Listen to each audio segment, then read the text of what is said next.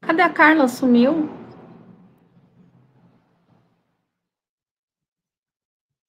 Caiu, voltou. Carlinha, a gente vai dar um oi e vai vazar, né? Voltei. Gente, acho que a minha conexão vai... Caiu, já tô online. Oh, meu Deus! A gente vai dar um oi e vai vazar, né? Nossa, Carla, conexão muito ruim. Boa tarde, gente. As conexões aqui estão muito complicadas hoje. Boa tarde, gente.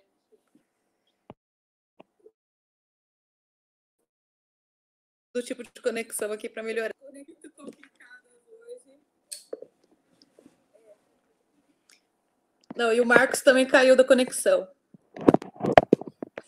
Voltei! Ai, meu Deus. Estão me ouvindo agora? Sim, estamos ouvindo. Não, e o Marcos também caiu da conexão. Bom, gente, boa tarde, sejam bem-vindos. Nós estamos aqui hoje para abrir para vocês as semanas do nosso projeto a respeito do combate à pedofilia e à prevenção à gravidez e adolescência. Uma está relacionada pela Secretaria da Educação lá do mês de março, que é a questão da prevenção da gravidez na adolescência, e o mês de maio é um mês que está retratando principalmente a questão do combate à pedofilia. Então, a gente acabou unindo as duas situações, tá? Porque elas estão, vamos dizer assim, meio relacionadas, e nós vamos apresentar uma série de palestras para vocês, então, para desvendar, assim, todos os problemas que existem na nossa sociedade. Marquito? Sejam todos muito bem-vindos. Estão me ouvindo? Sejam todos muito bem-vindos. Como a Carla disse, a gente uniu essas duas situações e ao longo do mês de maio nós vamos trazer para vocês palestras, convidados, projetos dos alunos. Então, assim, fiquem atentos e vai ser muito legal, né? E a gente vai falar da importância de combater, né, a pedofilia e o abuso de crianças e adolescentes. Bom, gente, boa tarde. Eu estou aqui hoje representando a área de humanas também, junto com a Carla. A gente está aqui encabeçando um projeto, eu, o professor Marcos, a professora Carla e outros professores também, de todas as áreas, porque a gente está na discussão nesse mês, né, o mês de maio, que é o Maio Laranja. A Natasha vai falar com vocês melhor do que eu, né, que é o mês de combate à exploração sexual de crianças e adolescentes, né. Então, é um mês muito importante para a gente falar da prevenção à gravidez na adolescência, mas também para falar sobre pedofilia, porque é um tema que se relaciona muito com isso, embora vocês ainda não saibam, né? Então, eu trouxe aqui hoje para vocês conhecerem a Natasha. A Natasha é minha companheira de luta. A Natasha trabalha comigo na Sangra. A Sangra é uma coletiva anti-pedofilia, é a coletiva onde eu trabalho, né? Vocês sabem que eu trabalho em causas sociais e eu trabalho protegendo crianças, né? E a Natasha vai falar hoje com vocês sobre a relação entre pedofilia e a exploração sexual de crianças, né? Então, ela vai explicar melhor para vocês a relação entre essas duas coisas. Então, com você, Natasha. Obrigada.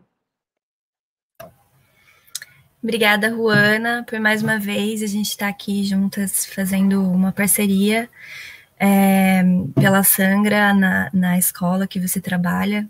É muito bom para mim estar aqui. Agradeço demais a oportunidade. Eu gostaria de ter tido acesso a esse tipo de conteúdo quando eu era adolescente. Teria sido muito bom para mim, muito significativo. Bom, antes de começar com os slides, eu queria dizer o que me leva a trabalhar com esse tema, o que me levou a trabalhar com esse tema, que começou de uma história pessoal. Não fui vítima de casamento infantil, mas fui vítima de estupro, né? E essa história me levou a conhecer uma garota que foi vítima de casamento infantil. Então, eu denunciei um estupro na internet e eu fui processada por isso, pelo estuprador. E no meio do caminho, eu consegui elevar a minha voz e ter a minha voz ouvida, porque eu trabalho com comunicação, então eu criei estratégias para que a minha voz fosse mais alta do que a voz do estuprador, né, para eu poder ter a minha narrativa ouvida. E parte dessa estratégia foi ocupar a mídia tradicional. Eu acabei saindo numa matéria na Folha sobre revitimização.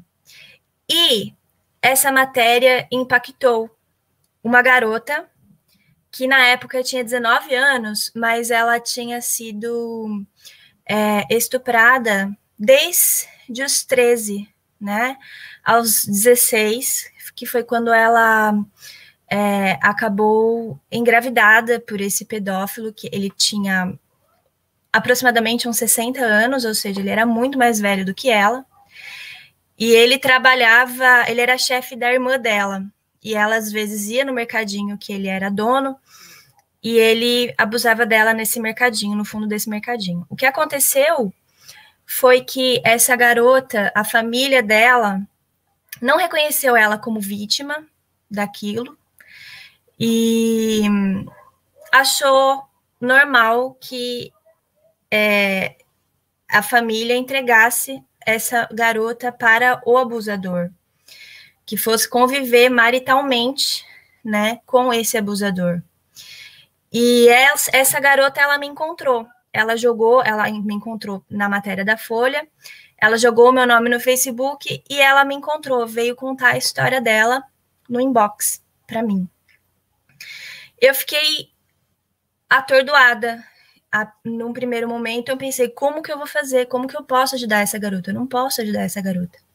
Mas eu não consegui, não conseguia ficar com a consciência tranquila, sabendo que uma garota tinha me procurado, e que ela estava em cárcere privado, e que ela tinha sido vítima de estupro desde os 13 anos até os 16, e que, por isso, ela tinha sido forçada a um casamento com um homem muito mais velho do que ela, 60 anos, né, o senhor tinha. Então, eu consegui apoio com uma advogada, e nós fomos até a casa dela numa segunda-feira, que era o dia em que ele saía para fazer as compras para esse mercadinho e deixava ela sozinha na casa dela. Essa menina, ela não podia estudar, porque ele não deixava, ela não podia sair e ter amigas, ela não podia fazer nada. A única coisa que ela podia fazer era ficar em casa cuidando da criança, que nessa época tinha 3 anos, um menininho. Então foi assim que eu me envolvi com essa temática mais profundamente, a partir de uma prática, né? E que me deixou bastante preocupada com a situação, porque a gente pensa que casamento infantil é uma coisa muito distante, né? E não é. Está do nosso lado, está na nossa cidade, está na urbanização, não é só nas áreas pobres, periféricas. Essa realidade, ela é uma realidade massiva, né? E aí, a partir disso, eu fui pesquisar, né? Foi isso que me deu o gatilho para eu me envolver mais com esse assunto, porque eu senti que algo precisava ser feito. Se quiser passar o slide para a segunda, pode passar mais um, aqui. Uma menina que vê seus projetos de vida comuns à idade, como brincar, namorar, estudar ou pensar no futuro, abruptamente interrompidos pela maternidade, já entra em desvantagem no ciclo de desenvolvimento pessoal. Eu quero deixar bem claro aqui que isso não é, o alvo dessa palestra não são as meninas que foram engravidadas, para que não haja esse constrangimento. A questão não é a adolescente, a gravidez na adolescência não é culpa da adolescente. Então, só para deixar bem claro que a gente não está aqui colocando adolescente como alvo, como vocês vão ver ao longo dos slides que a gente vai passar. Pode passar para o próximo.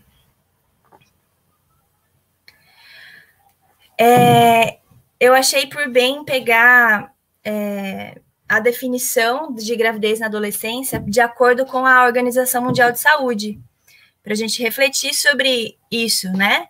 Que a gravidez na adolescência, ela é aquela que ocorre entre 10 e 20 anos. Essa gravidez, ela é apontada como uma gestação de alto risco, porque ela pode acarretar problemas sociais, né, e problemas biológicos, clínicos, de dificuldade no momento do parto, ao longo da gestação, porque o corpo nessa idade, por mais que a gente pense, menstruou, amadureceu, não é assim.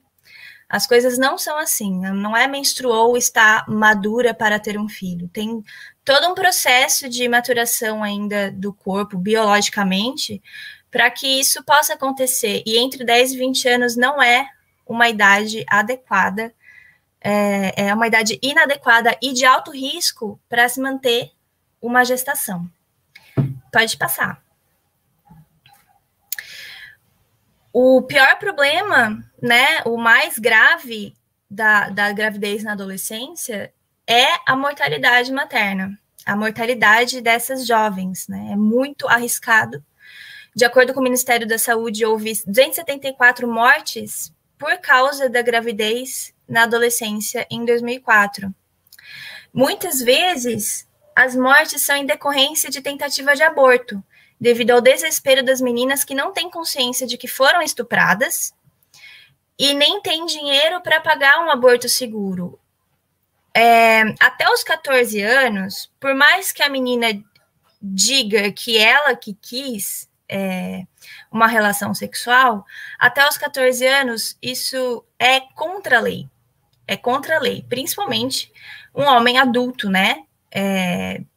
Ter uma relação com uma menina de 14 anos, de 14 anos ou menos, é configurado como estupro, porque os órgãos de saúde, os órgãos de proteção à infância, o Estado, ele entende que essa idade, a menina não está preparada ainda para uma decisão, né, desse porte. Uma decisão que pode acarretar em doenças sexualmente transmissíveis, pode acarretar em gravidez, e a partir dessa gravidez pode acarretar morte dessa menina, ou ela estar aprisionada em uma situação de violência, né, e cárcere privado, como a menina que eu conheci e fui na casa dela para ajudá-la a sair daquela condição. Pode passar. Aqui é aquele fator que eu disse, né? A gente precisa muito ter sensibilidade com esse assunto, porque a gente não pode deixar as adolescentes constrangidas, porque elas já estão numa situação de vulnerabilidade. Então, a gente precisa acolher essas adolescentes e responsabilizar os responsáveis por esse acontecimento, né? Então, os adultos e adultas têm muita dificuldade de apontar homens como responsáveis por seus comportamentos e até mesmo crimes, né? Muitos e muitas preferem, desse modo, colocar a culpa da gravidez no comportamento das adolescentes, como se a gravidez fosse resultado de um comportamento de risco da menina, né? Isso isenta nomearmos estupro como estupro. Isso isenta nós chamarmos estupradores de estupradores, pedófilos de pedófilos, né? Porque a maioria dos casos de gravidez na adolescência acontecem com homens adultos, acontecem com homens mais velhos, e isso é tão naturalizado na sociedade, tão comum, que ninguém fala do estuprador e ninguém nomeia o pedófilo. A culpabilização da vítima, ela é automática. Então, ao culpar as meninas por terem supostamente escolhido se comportar de forma arriscada, a sociedade não nomeia os estupros dos homens mais velhos contra as jovens como a causa da gravidez. Assim, os pedófilos ficam impunes e as meninas acabam sob a tutela deles, como a menina que eu falei, dependentes economicamente e sujeitas a todo tipo de violência masculina. Isso precisa acabar, e para acabar, o primeiro passo é a gente nomear a realidade de forma correta, parar de culpar os adolescentes e começar a pensar na estrutura, no sistema, o que acontece, né? O que o Estado não está fazendo para chegar à educação nas meninas? O que o Estado está fazendo para tirar os pedófilos do convívio no meio de adolescentes, né? Muito naturalizado. Pode passar. Adolescente escolhe ser mãe? O que vocês acham, né, sobre essa pergunta? Eu penso assim, que a menina pode dizer que ela escolheu, que ela planejou ficar grávida. Ela pode fazer isso forçada por um pedófilo, né, sob ameaça, para que ele não seja punido, para que todo mundo passe um pano para ele, ou porque ela sente que ela ama ele e por livre e espontânea vontade ela fala que ela escolheu, que foi ela que quis, foi ela que engravidou porque ela quis. O que a gente precisa questionar são as forças sociais que levam as meninas a imaginar que isso é uma escolha dela, porque não é uma escolha. Não é uma escolha nem para as mulheres adultas a maternidade. Não tem sido uma questão de escolha da mulher. Tem sido uma imposição social. Que leva até mesmo as mulheres adultas a romantizar essa posição materna, sabe? Com o desejo de experimentar uma sensação que é vendida pelas propagandas, por exemplo, na propaganda do Dia das Mães, essas propagandas que a gente vê as mães sempre sorrindo, né?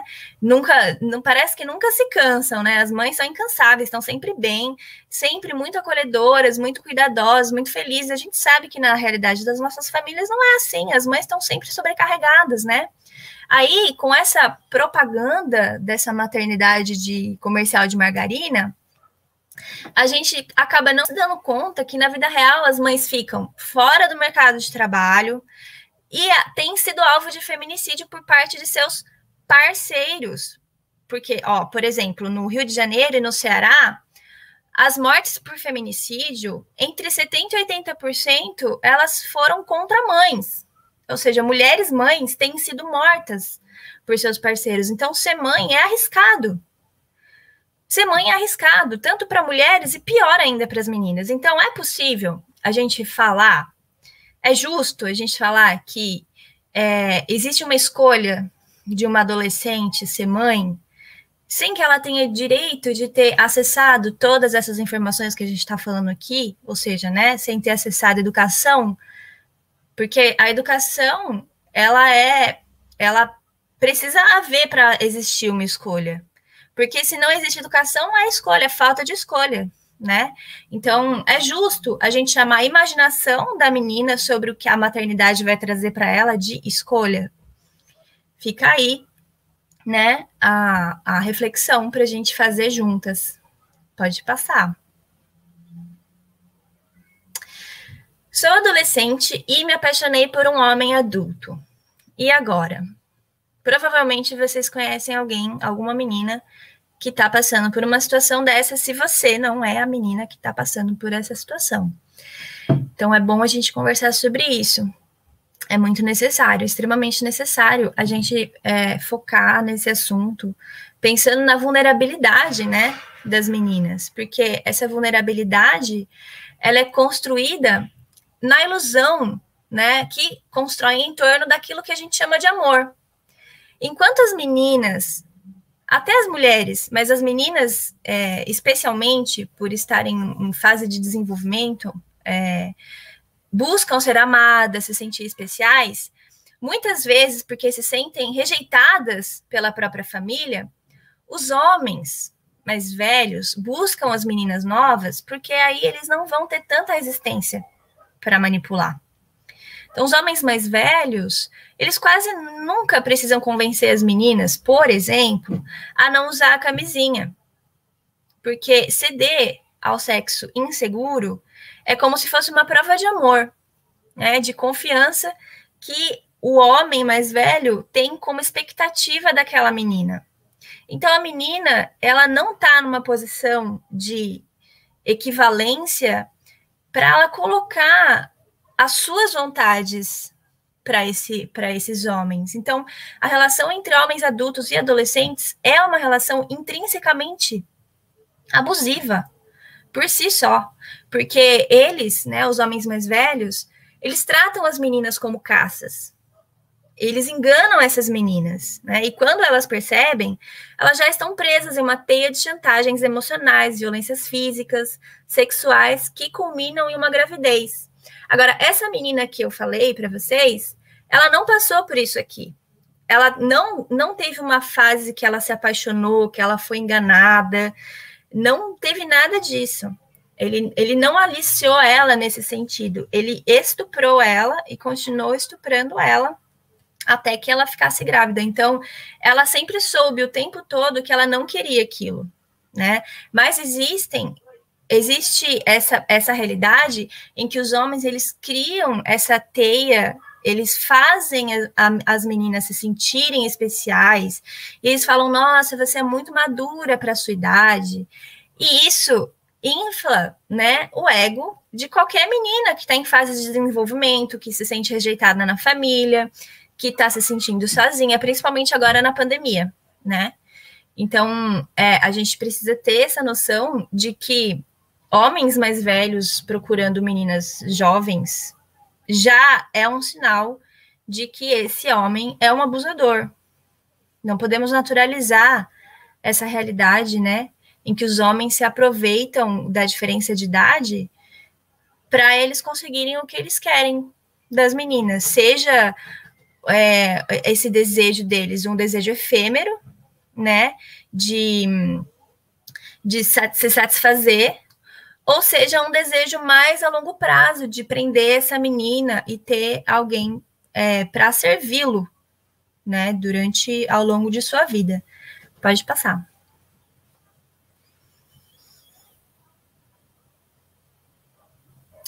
A gravidez, ela é percebida como um problema para a família da menina, como eu disse no exemplo que eu citei, né? O que a empurra para um casamento precoce, a evasão escolar, marginalização do mercado de trabalho, ou seja, se forma um ciclo de pobreza. Porque a menina, ela vai ser impedida de acessar os meios para que elas tenham autonomia. Tira a escola, tira trabalho de uma menina, acabou. A oportunidade de trabalho de uma menina acabou, ela está nas mãos de alguém. Nesse caso, do seu abusador. Então, é dessa forma que a menina é transformada em alguém que está sempre à disposição de um homem, impedida de sonhar os próprios sonhos para realizá-los. Então, nenhum homem adulto, como eu disse anteriormente, que procura menores de idade para se relacionar é confiável.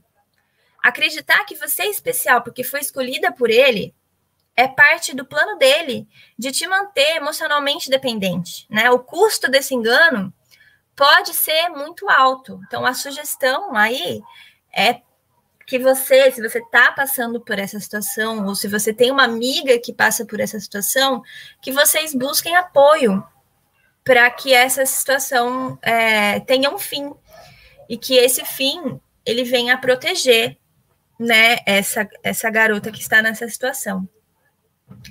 Pode passar.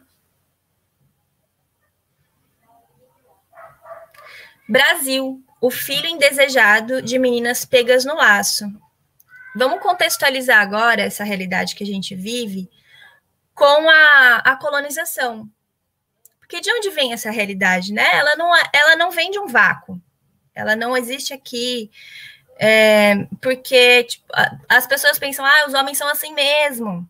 Eles são abusadores. Não é isso, gente. Não é natural. Não está na genética, impresso no DNA do homem, que ele é um pegador, que ele é um estuprador.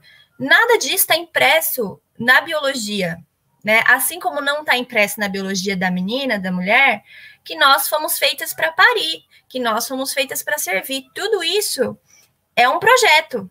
É um projeto de mundo, de nação, principalmente, né?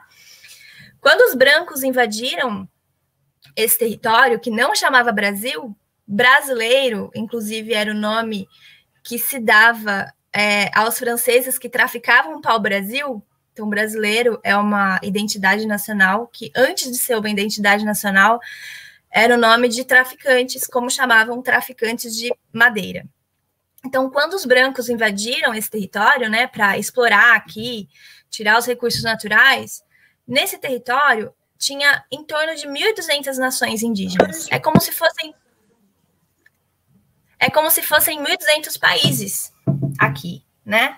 E aí, com o passar do tempo, a estratégia da coroa mudou, o território passou a não ser mais só para exploração, mas também para ser povoado, mas povoado com a finalidade de servir os exploradores, né? Então, o território passou a ser povoado com as pequenas vilas, que na verdade eram aldeias antes, né? Com o objetivo de abastecer as tropas que carregavam ouro, especiarias, carregavam as pessoas escravizadas, né? E toda a mercadoria extraída para venda. Então, a presença dos brancos com as suas doenças e estupros desestruturou, né, todas essas nações.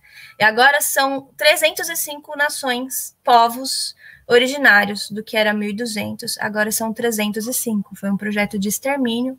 E o estupro, o sequestro de meninas tem tudo a ver com isso, né? O Império, via o Marquês de Pombal, ele incentivou que os colonos estuprassem e engravidassem as mulheres indígenas, para que eles pudessem se apropriar das terras que eram pertencentes aos povos originários. Então, como as meninas são as mais vulneráveis, eram, obviamente, as mais jovens que se tornavam os maiores alvos das violências sexuais, com o objetivo de engravidá-las e escravizá-las por meio da maternidade.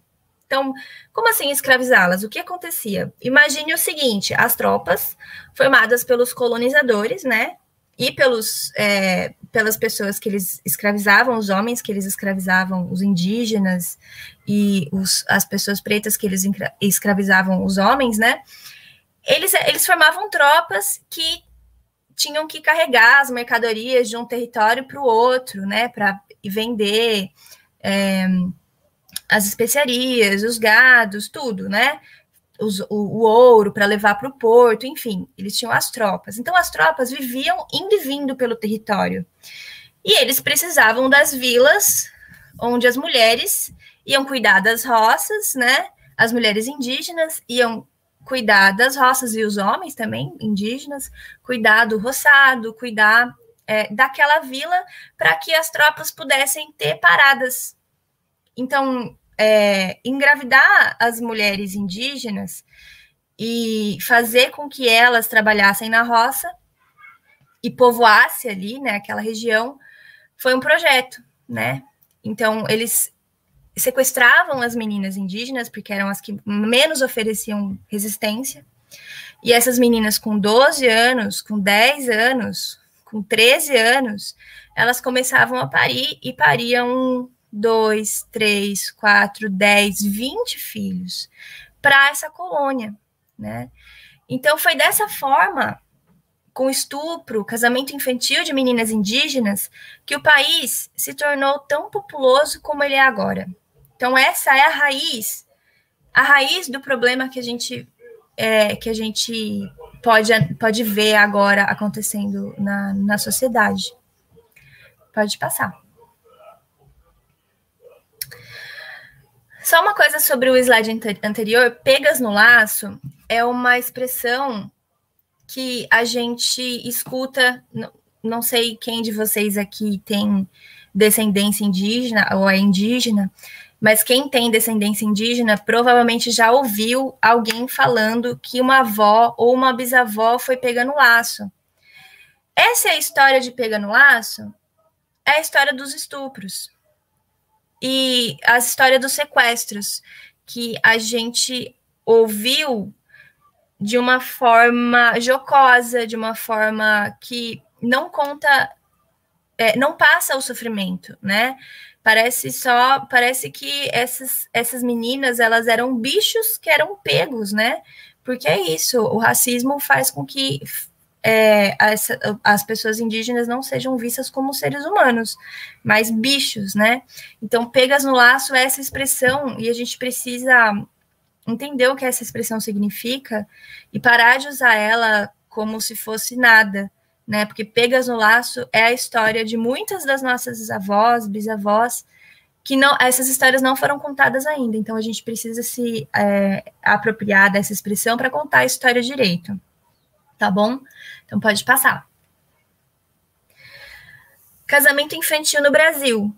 Uma herança colonial do patriarcado. O Brasil é o 4º país em número de casamento infantil. Gente, dá para acreditar nisso? Parece uma realidade tão distante, né? A gente ouve falar, é porque na Índia, não sei o quê, no Oriente Médio. Gente, isso é um tipo de xenofobia também, porque a gente não consegue olhar para o nosso país e ver o quanto nós somos isso aqui, né? Nós somos isso. Nós somos um país que casa meninas. E isso acontece porque a sociedade está achando normal, né? O Brasil é o 4º país em número de casamento infantil. Antes da pandemia, o número de meninas casadas era aproximadamente 500 mil, sendo que aproximadamente 66 mil dessas meninas tinham entre 10 e 14 anos. Agora a gente volta lá na lei em que está escrito, a lei está lá, 14 anos para baixo, não existe consentimento, é estupro. Então, como que é possível um Estado tão conflitante, né, que escreve leis, mas não cria políticas públicas para que essas leis sejam cumpridas? Por exemplo, porque apenas 1% dos estupros, eles acabam em condenação real, porque é muito difícil provar um estupro, que aconteceu um estupro, é muito difícil para as meninas, para as mulheres fazerem essa denúncia, e quando fazem, tem que ter todo um protocolo lá definido pelo Estado para conseguir provar. E aí os processos andam, e a maioria desses processos ou são arquivados, ou andam em nada. Então, os estupradores estão por aí, soltos, né? Eles não conhecem a punição por seus crimes, né? Ou a responsabilização, se podemos chamar assim, né? Então, nós temos aí um contingente de meninas que o Estado sabe que são estupradas, mas que, mesmo assim, é permitido o casamento delas, porque ele não interfere nesses assuntos, indo contra a sua própria, suas próprias definições legais, né? Até 2005, pasmem, um estuprador era eximido do seu crime se ele se casasse com a vítima. Então, o que isso significa? Eximir um estuprador de seu crime porque ele se casou. Ah, tá tudo bem, estuprou, mas casou. Gente, olha o absurdo disso, né? Então, isso significa que o Estado, ele incentivava, né, até 2005, o sequestro, o estupro e a domesticação de meninas e mulheres, que essa é a história não contada das nossas bisavós, avós e mães. Eu falo nossas porque a história da minha bisavó foi essa. A minha bisavó foi sequestrada. A minha bisavó indígena, ela foi pega no laço, e eu cresci ouvindo isso, e eu não entendia muito bem. Mas essa é a história da minha família. Deve ser a história de muitas aqui. Porque grande parte, a mãe do Brasil é indígena, né? Não sei se vocês já ouviram essa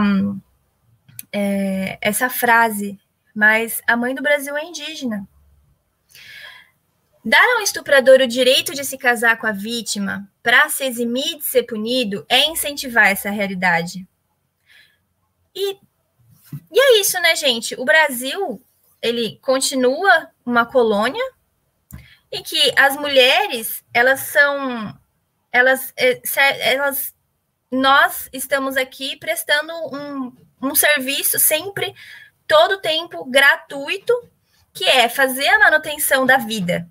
Parir, criar bebê, educar, amamentar, alimentar.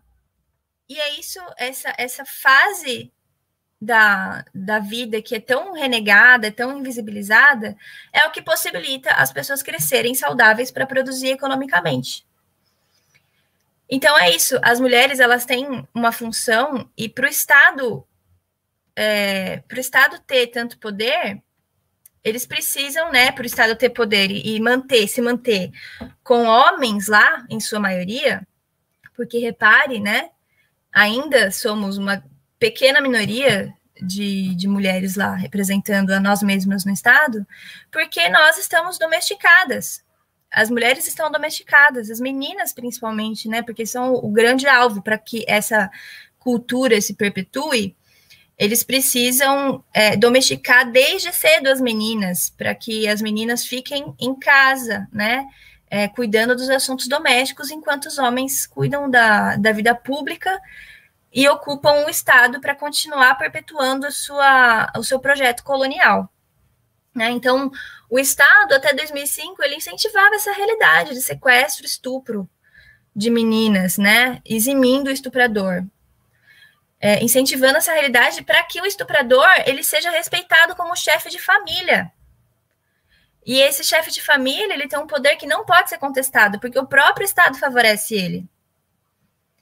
Muito complexo, né? Então, tá na mão da gente aprender com o passado para que a gente não se torne mais um número nessa história. E todos os dias, nós, mulheres e meninas, principalmente meninas, temos nos tornado, né? Um número nessa história, e essa história que nem é contada. Essa história nem é contada. Onde a gente ouve falar sobre casamento infantil, sendo que nós somos o 4º país no ranking mundial de casamentos infantis. Né? Essa história não é contada, essa história não é dita, não é nomeada. Então, o primeiro passo é isso que a gente está fazendo aqui, né? Levando essa informação para que ela saia da invisibilidade. Pode passar. Encarando a herança de perto. O poder do estuprador como chefe de família. Como há séculos o Estado favorece que famílias sejam formadas a partir do estupro e da domesticação de meninas, esse sistema que favorece estupradores continua vigente, ainda hoje. Né? Prova disso é que até, esses dados são oficiais, tá, gente? É que até 80% dos estupros contra meninas e meninos também, né, embora o nosso foco aqui seja falar sobre as meninas, porque as meninas, enfim, capacidade reprodutiva, e aí a partir dessa capacidade são escravizadas domesticamente, como aquela menina que eu citei no início. Então, 80% dos estupros contra as meninas e meninos acontecem dentro da família. E 40% desses crimes, até 40%, são cometidos pelos próprios pais. Então, a gente vive numa realidade que, além de pedófila, é incestuosa e naturalizada. Né? As meninas estão crescendo aterrorizadas dentro de casa e treinadas para não nomear o estupro, treinadas para desenvolver afeto e enxergar naquele que muitas vezes é seu opressor como sua fonte de segurança. Segurança emocional, financeira. Então, o que causa isso numa menina, né, em desenvolvimento, né? Então, entre 2011 e 2015, 13% das gravidezes de meninas foram fruto de incesto paterno. O absurdo disso, 13% é muita coisa, 13 a cada 100, né? É preciso enxergar a realidade dessa família como um cativeiro de exploração doméstica e sexual, em que as meninas estão casadas com os próprios pais e servindo como esposa, mesmo que ninguém defina isso. Porque ela, assim como provavelmente a mãe está numa situação de violência doméstica, porque a violência nunca é só para a criança, nunca é só para a mãe. Se o pai agride a criança também é vítima. E agredindo a criança, a mãe também é vítima e acaba podendo entrar também nessa...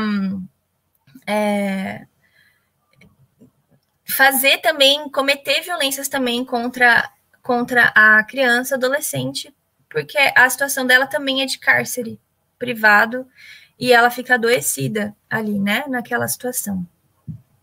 Pode passar.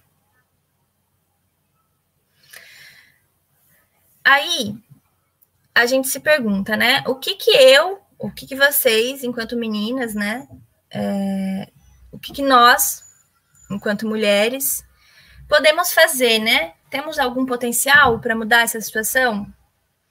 Eu diria que sim. Menina, você tem sim potencial para mudar essa situação, né? Eu sou uma mulher adulta. Diante de vocês, falando esse assunto, muito provavelmente eu tenho um impacto bem menor do que se esse assunto for debatido entre vocês mesmas. Concordam comigo? Quando esse discurso ele for apropriado por vocês jovens, né, levado às suas amigas, familiares da idade de vocês, ou mais novas, são vocês mesmas as protagonistas dessa revolução, né? Nós adultas, sejamos parentes ou professoras, tal, nós podemos acender a chama, levar informação, dar um soprinho, né? Só que são vocês que vão ser o fogo disso, né? É em vocês que está o potencial de dizer não para situações que trazem riscos a vocês. E vocês só conseguem dizer não se vocês enxergarem os riscos, né? Então não é uma coisa que, você tinha que ter dito não para isso porque você estava em risco. Não, como que você ia saber, né, que essa situação era uma situação arriscada? Se pouco a gente consegue ter espaço para debater essa realidade com honestidade, nomeando estuprador, não passando o paninho, né, para pedófilo, para estuprador, homem adulto. Então, o potencial que vocês têm é o potencial de dizer não. Porque liberdade, ao contrário do que é ensinado pra gente, não é dizer sim para tudo. Não é dizer sim para tudo que parece que a família quer que a gente diga não, né? Aí a gente vai dizer sim como uma resposta para aquela família repressora, muitas vezes repressora. A gente compreende que parte daí, né, essa necessidade de se libertar e dizer sim, muitas vezes parte dessa situação familiar que a gente vive. Eu mesma vivi. Eu fui essa adolescente que dizia sim para as coisas, né, que iam me fazer mal, porque eu não tive ninguém para me falar assim, olha, você não precisa dizer sim para tudo para se sentir livre, né? Muito pelo contrário, esse sim para tudo, ele vai te trazer consequências, né?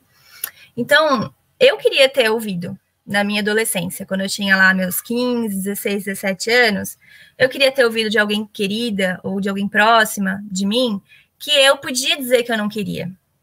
Porque muitas vezes eu não queria fazer coisas que eu fiz só para pertencer, enfim, né? A gente diz sim, querendo dizer não, muitas vezes, né? Porque ninguém vai lá, chega pra gente e fala assim, olha, você pode dizer não. Você pode dizer não, não quero ser mais uma adolescente enganada por um pedófilo, que só quer me escravizar, né? Não quero transar só para provar que eu te amo. Não estou confortável com o modo que você me olha. Não gosto da maneira como você fala comigo. Ou não, como uma forma de estabelecer os limites que servem para deixar vocês seguras, né? Então, afinal, nós mulheres, nós somos treinadas para o sim. E nós nos sentimos mal educadas quando negamos a expectativa de outra pessoa. Então, o seu potencial de dizer não para situações de risco, de transmitir essa confiança em dizer não a outras meninas, parece pouco, né? Parece mínimo. Mas é impactante. Pode passar. É impactante e pode salvar vidas, né? Aí eu deixei esse espaço de alguns minutos antes de terminar a live para vocês mandarem perguntas, se vocês quiserem. E aí, ou a gente pode debater também. Não sei qual que é a possibilidade disso. Me digam aí, professoras, professores, para a gente ver se alguém tem alguma dúvida ou se quer fazer algum relato também. Eu queria fazer uma observação e queria te perguntar também a sua opinião. Você deve ter acompanhado aquele caso daquele professor de direito. Estava falando na aula dele sobre abuso sexual e ele falou da roupa, que a roupa fazia toda a diferença. Você chegou a acompanhar? Chegou a ver? Não vi esse caso. Então, é um professor de direito e ele estava falando exatamente isso. Ele estava falando que a roupa ele estava fazendo que ia fazer toda a diferença na situação, e se ela tivesse vestida de um modo X, seria uma situação, se ela tivesse vestida de uma outra maneira. E aí o povo ficou revoltadíssimo e começou a denunciar, esse vídeo viralizou aí em vários lugares. Então, assim, foi uma fala totalmente errônea, né? E é uma coisa, e é uma fala que já é institucionalizada, né? Que culpabiliza, né? Parece que o homem, ele não pode... Coloca vocês, homem, em uma situação muito delicada, né? Porque parece que está impresso na biologia de vocês que vocês, se vocês olharem para uma mulher na rua de roupa curta, ou, né? Às vezes é só o calor. Às vezes a mulher, a menina, está vestida só por causa do calor. E ali a gente tem uma naturalização de que o homem, ele vai ver aquilo e vai achar que é um convite.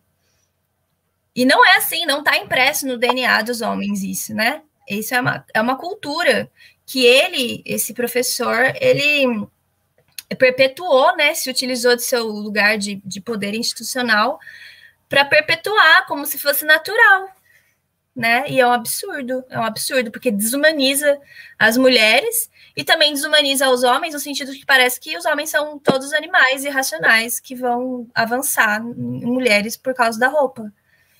Isso é muito difícil, né? Porque, como eu disse, já está institucionalizado. Eu tenho uma sobrinha, minha sobrinha tem 11 anos, vai fazer 12 anos esse ano, e ela adora usar roupa curta. E eu tenho muito medo por ela. Assim, eu sempre falo para ela que ela tem que usar a roupa que ela se acha, que ela se sente bem, a roupa que ela se sente confortável. Mas eu tenho muito medo, e às vezes eu tenho alguns comentários machistas. Eu falo para ela assim, essa roupa não tá adequada, essa roupa tá muito curta. E assim, é muito difícil essa desconstrução, né? Não sei, gente, como que a gente faz isso? Como que a gente lidar com essa situação? Tem uma pergunta aqui que é bem interessante, ela foi colocada até na tela, não sei se a Natasha viu, que a Bárbara Chaves, ela perguntou por que isso não é abordado nas escolas desde o primário. Você pode comentar, Natasha, por favor? Porque acho que vai de encontro com o que o Marcos falou sobre, né, essa questão de como que a gente faz para se desconstruir esse pensamento. Não é abordado nas escolas. Primeiro que existe uma grande perseguição, né? Não são todas as escolas que têm essa abertura que a Escola Rebois tem, né? De trazer esse debate. Eu acho que existe uma perseguição a professores e professoras que querem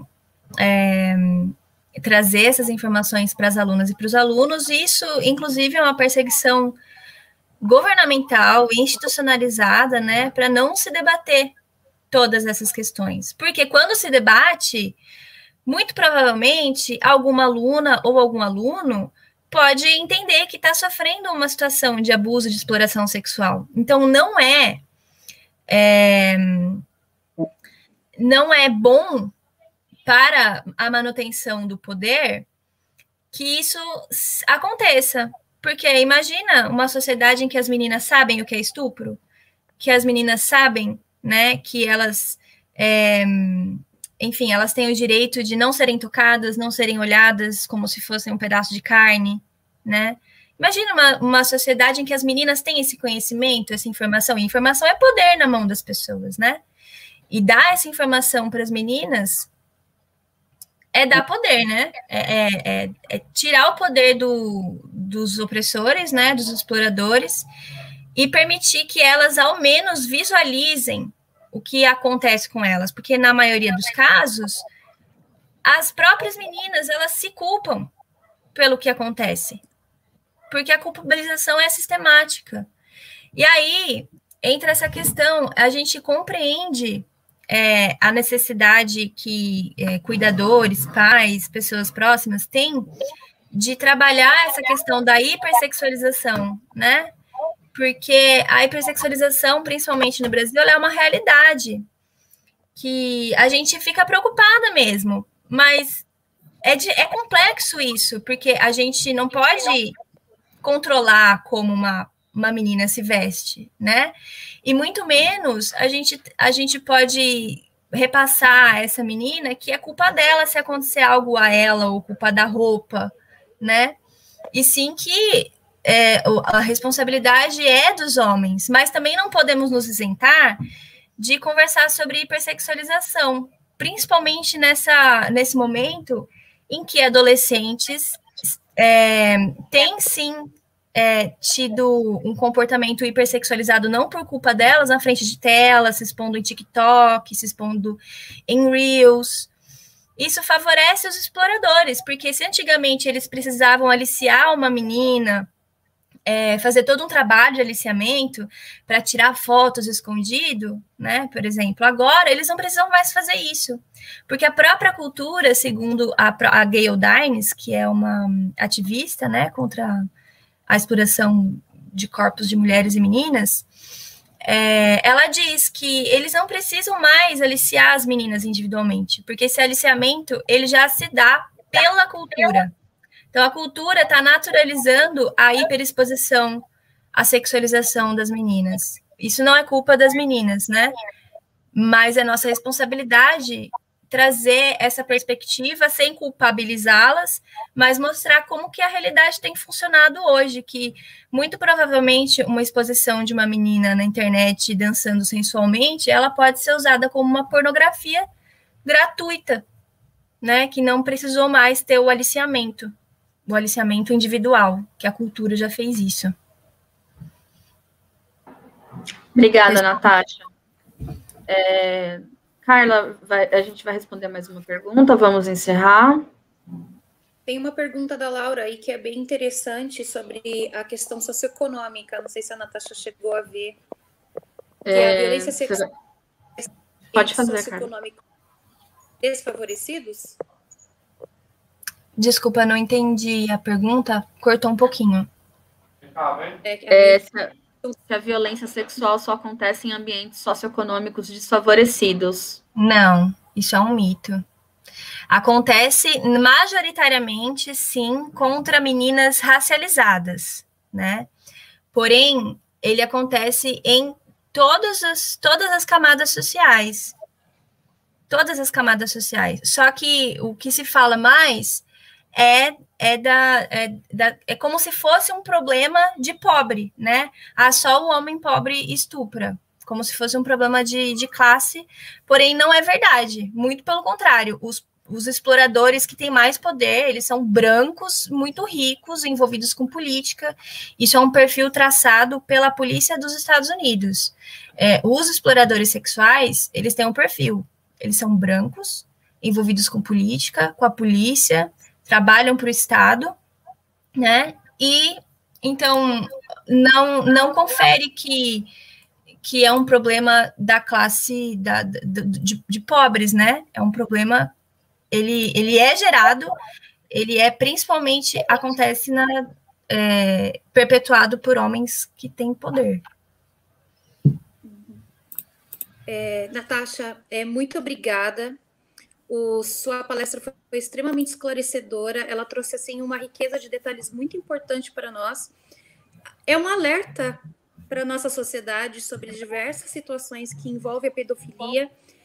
Eu queria muito agradecer a sua presença aqui hoje por conta disso. Infelizmente, a gente não tem um tempo muito maior, porque a gente já tem outras programações para acontecer. Muito obrigada, tá? E seja bem-vinda para outros momentos estar participando aqui com a gente. Eu que agradeço, Carla. Obrigada, Ruana. Obrigada, Marcos. Obrigada a todo mundo que está assistindo. E é isso. Contem comigo para próximas vezes. Obrigadão. Foi muito rica a sua palestra, principalmente quando você começou a falar de fatos históricos, que eu acho que a gente tem que conhecer a nossa história, a gente tem que entender o que aconteceu para a gente não repetir os mesmos erros. Né? Então, muito obrigado. Foi, assim, enriquecedora a sua palestra. Que bom que vocês gostaram. Fico feliz. Obrigada, Obrigada, gente. Natasha. Muito boa a sua participação, a participação da Sangra aqui na escola. Trouxe pontos muito importantes, tanto para as meninas quanto para os meninos. Queria agradecer a participação dos professores e dos alunos, né? no nosso projeto. Queria dizer que essa é só a primeira palestra de muitas outras que nós vamos, né, trazer aqui para discutir esse tema da gravidez na adolescência, da pedofilia. E queria dar uma dica. A Laura falou sobre um filme, né, O Anjos do Sol, que trata sobre a pedofilia. Tem um filme do cinema pernambucano muito bom chamado Baixio das Bestas, que também fala sobre a exploração sexual de meninas no Nordeste. Né? É um filme bem interessante para vocês assistirem, que fala sobre como é essa situação no Brasil, né? E principalmente no Nordeste, no interior, né? Então, para quem gosta de cinema, assistam esse filme que vocês vão ver bastante sobre como é essa situação aqui no nosso país. Muito obrigada, gente. Gente, lembrando que a palestra de hoje ela estava com enfoque na questão da pedofilia, tá? Não apenas na questão da gravidez. Então, é para a gente combater a pedofilia aproveitando o mês do Maio Laranja. Obrigada, gente. Tchau, tchau, pessoal. Tchau, tchau. Tchau, tchau.